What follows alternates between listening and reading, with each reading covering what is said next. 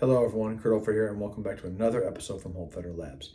Today we continue on in regards to Fiore's sword in two hands, and we're going to be looking at the 7 blows of the sword. Now I want to cue this up here by also saying to people that may be watching this that please understand this is going to have some commentary and discussion in regards to some of the anatomical things that may be happening to a person within a body if a blow is successful. And I want to make sure that people understand that I am not celebrating this in any way, shape, or form. That is not the intent of this video. The intent of this video is to, again, put context to what we're doing and how it is effective, these 7 blows, and what we may be missing in that when it comes down to fighting that way. We're going to take a look at this in both armored and unarmored. And this is not an armored fighting video. It has nothing to do about the plays that we're going to see later on in the manuscript, but it has everything to do about the 7 blows. And again, looking at the environment and shaping the environment that we are already in when it comes down to Abrazare. So, with that being the case here, let's get into it.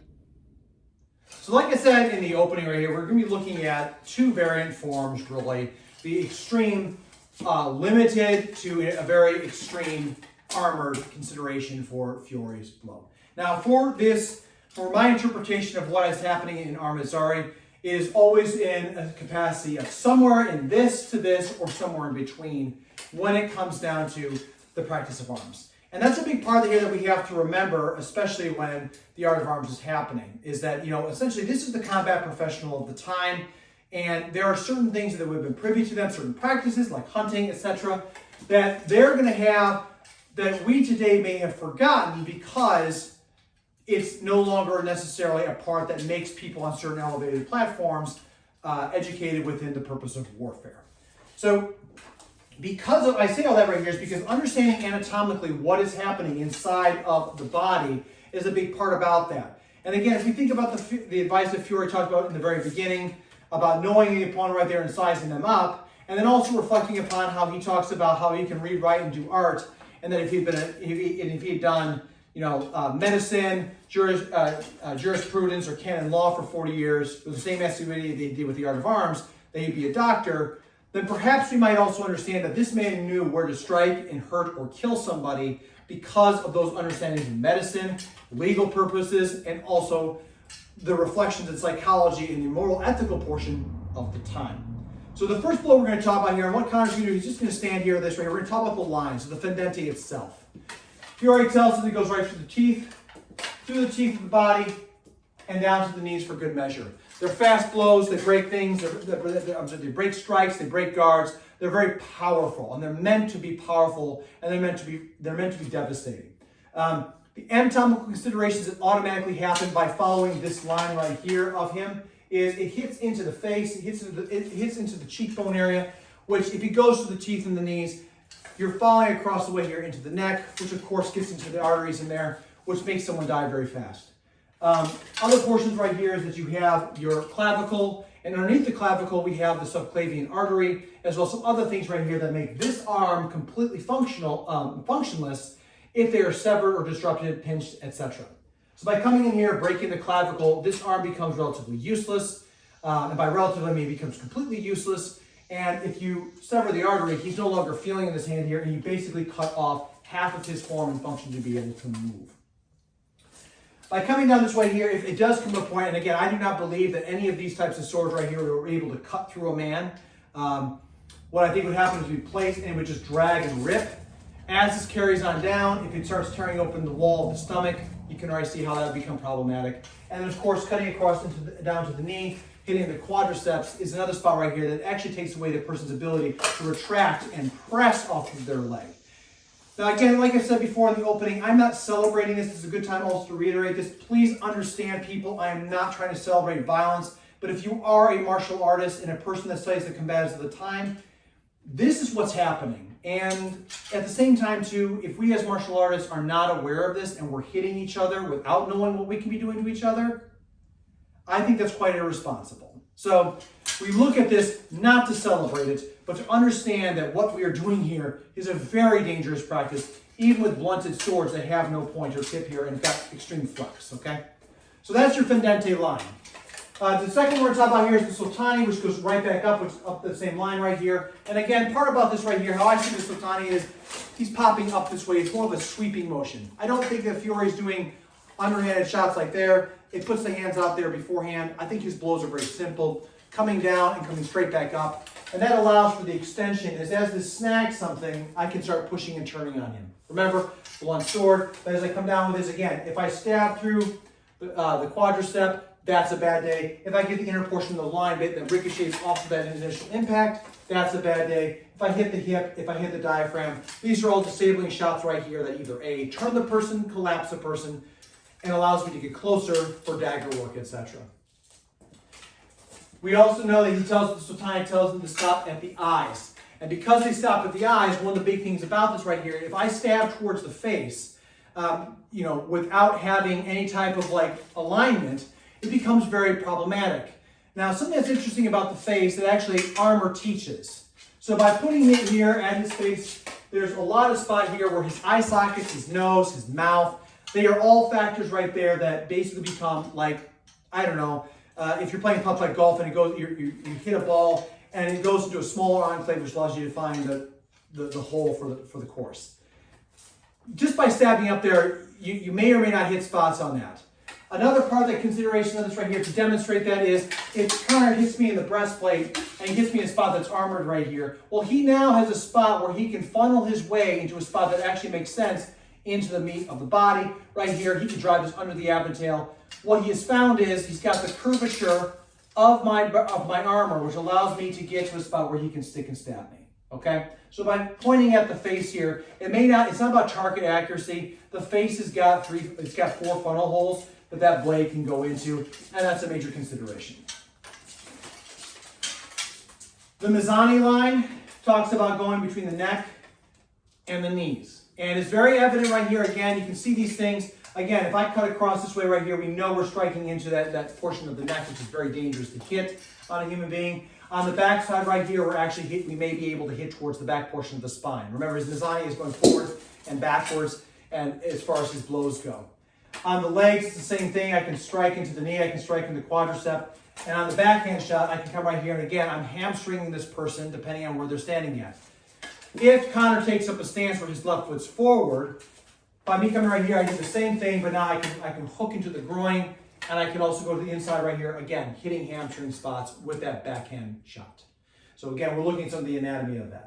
If he raises his hands up to the side right here, again, striking across the body, we can see how that may open up. And we can see how, once again, here, we can pop into here, which may be able to create an effective thrust with that shape allowing to turn into the body. Again, not celebrating it here, but these might be the psychological considerations that I'm trying to do. Again, to his advice, how do I take this person down? Well, I wound them in such a way that it makes it easier for me. The last one's the punta. And even though the punta shows in depiction, it looks like this, where it's literally going up and down from his nose, down through the crotch. Again, we've talked about all the spots right there that are literally in that position.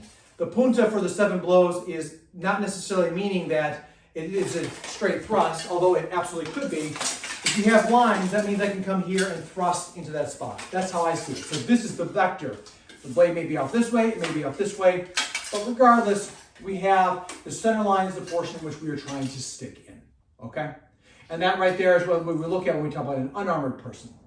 Now, what I'm going to do here is I'm going to turn this over to Connor, and I'm going to have him place the things on me here, and we're going to talk a little bit about what happens when, say, I have a helmet on, and I'm going to put that on right here so we can kind of see how that all works together. So now I have me here relatively set up. I have my gauntlets off just so I can talk and demonstrate. And I have a stick here so I can keep this visor up. We'll see if it stays up there. We're going to talk about the blows in which happen right here and which Connor may be striking at me to kind of look at right here. So the first thing right here, we're going to talk about that fendente again here. Now my helmet does protect me quite a bit from blows that go through the teeth. But as this strikes right here, this does put it right down into a spot where if he lifts up my aventail, he's striking into a spot that's only covered in chainmail and not necessarily the point that is covered within plate. So this strike right here, if I throw a fendente at somebody who is wearing harness, it doesn't mean I'm going to cut through it. It does mean, however, off of impact, it is very possible for him to break that clavicle point on me. And once again, if he breaks my clavicle, my left arm is out of function and it weighs even more now because of the arm harness that I am wearing. If he falls all the way down so he puts it right here, if he breaks through, he cuts, and it brings it all the way down to the body, you notice how the slice happens this way. Now, the part about this right here is he's not necessarily slicing right here. That's the flow of the sword. So if he's going forward into this is where, again, momentum and everything else, how the body shifts. If he places it right there, and if he's driving through and keeping an extension, this actually becomes a point right here where he can latch out, strike me, and press into me, which allows not to cut through, but by coming through down with this, it allows for that blade to rotate and push through the structures which I already have laid out that way, okay?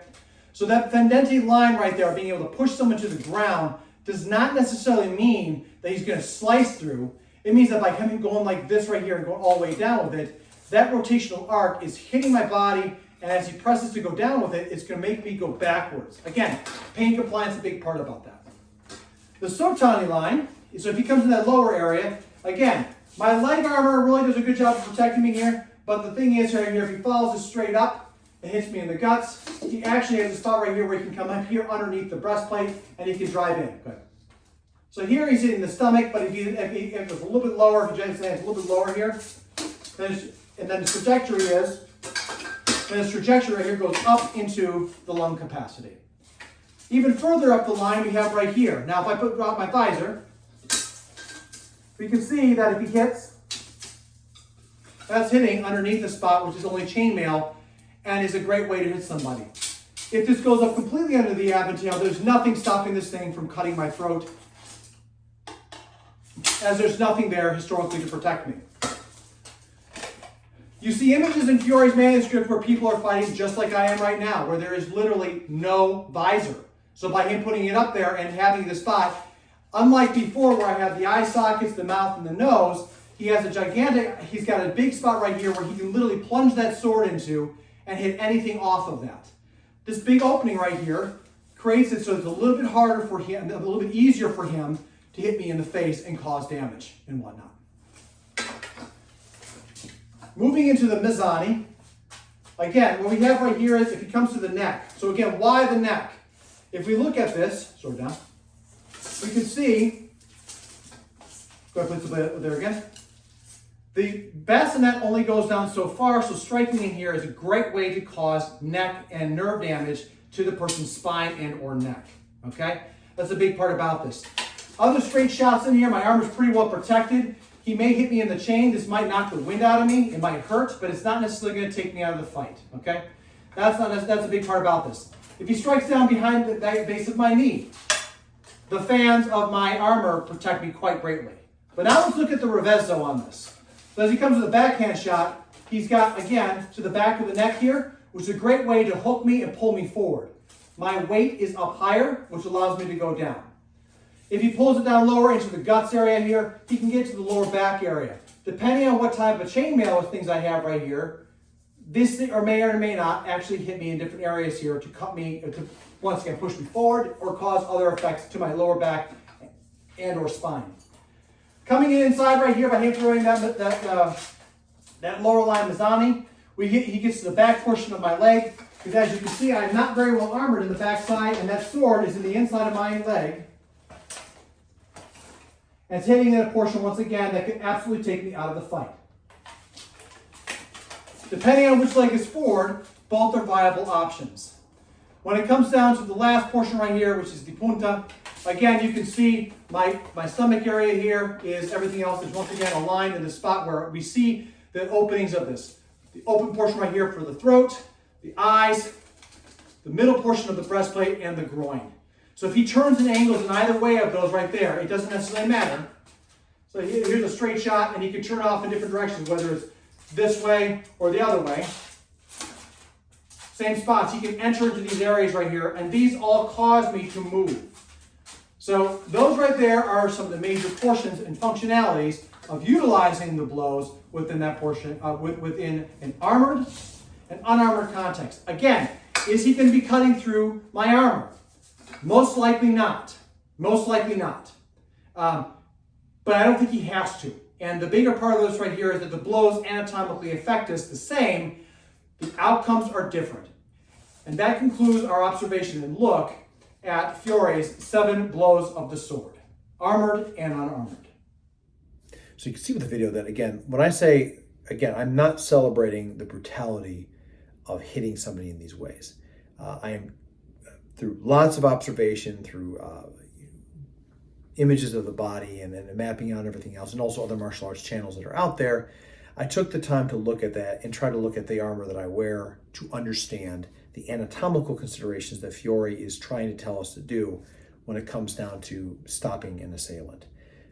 It becomes a very different game. And I think that that's a part right there where, again, when I've talked to people within the community about how if you're trying to do this practice of armament, then you have to understand that you are coming to a place of hurt rather than trying to touch the person. So because you can hit somebody and they can still come at you. The effective strikes of the 7 blows of the sword make those motions very effective. And if we look at that, again, all the areas we talk about, like the eyes, the neck, everything else, those are still the same kind of spots in which Fiore tells us to strike when they are unarmored or armored. And if you think about it, like talk about the temples, the flanks, everything else, these are once again all the spaces that we strike now with tools of war, and maybe not just our hands.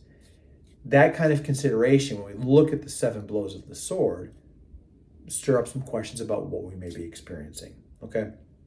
The other part too about this is how effective the strikes are dependent upon the equipment that you have in your hand and the intent of what your swing is.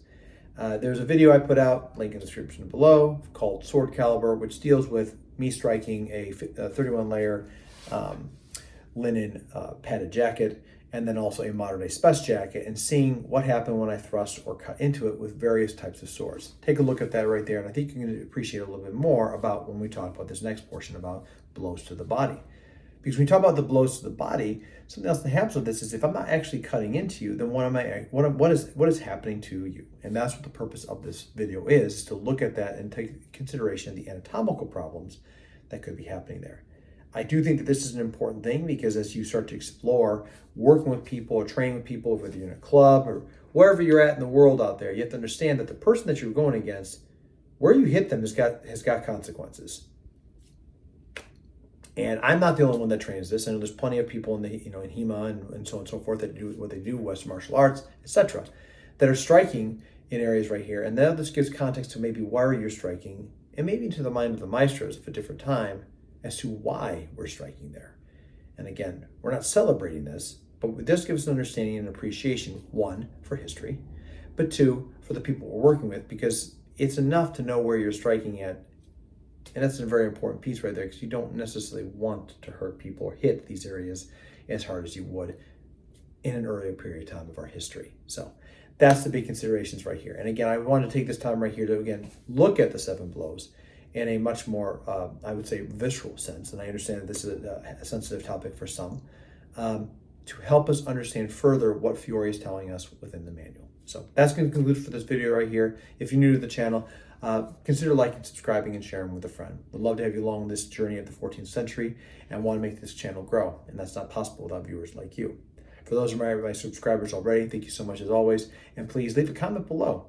Let me know what you think on this. Have you considered about what the 7 blows of the sword are? Have you had other doctrinal considerations? And what type of training do you do for this? When you strike, has this been something that's in your mind? And all these things right here is, again, not to hurt anybody. That's not the intent of this video. The intent of this video is to understand so that we don't hurt each other, and that and we can have good practice and understand exactly what the Maestro at a different time may have been telling us. So let me know what you think out there. That's going to do it for this right now. And as always, please stay safe out there, train well, and fight on. I'll see you all soon.